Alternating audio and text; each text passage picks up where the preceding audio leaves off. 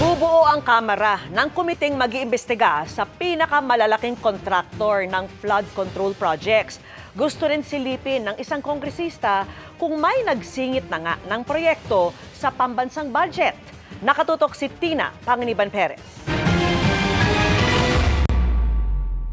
Inaprubahan na ng Kamara ang pagbuo sa House Infrastructure Committee. 3 komiteyan na nagsama-sama para mag-imbestiga sa mga umano'y maanomalyang infrastructure projects kasama ang mga para sa flood control.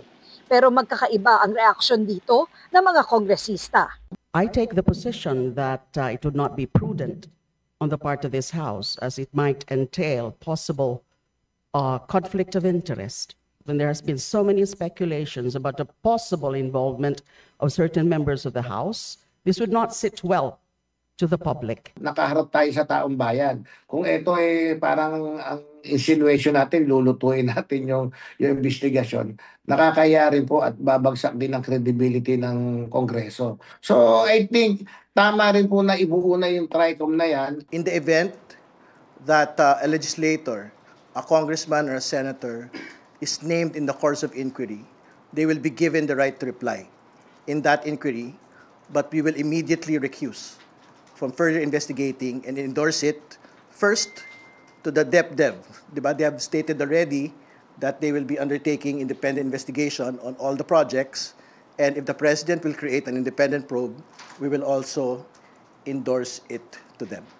Sabi ni House Infrastructure Committee Co-Chair Terry Ridon, hindi lang yung top 15 contractors na inilabas kamakailan ng Pangulo ang iimbestigahan.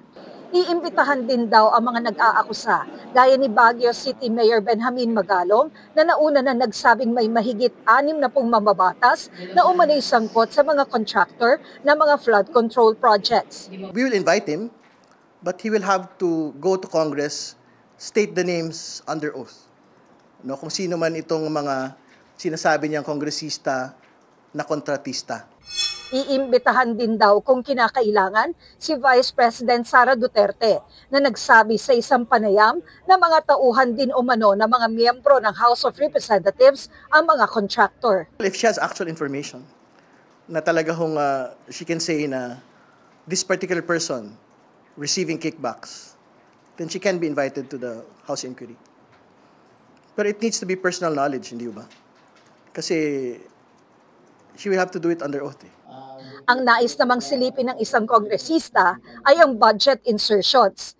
Makikitaan niya kung paano nilipat-lipat ang mga pondo sa iba't ibang proyekto sa hinihingi niyang variance report sa Department of Budget and Management. Kasi yung NEP naman, yung General Appropriation Bill na sinabit naman namin after the plenary session, maayos naman po at that time. Pero along the way, pagdating po sa Senate, dumaan sa Senate, nagkaroon ng BICAM at yung ma-approve na po yung GAA, iba na. Para sa GMA Integrated News, Tina Panganiban Perez, nakatutok, 24 oras.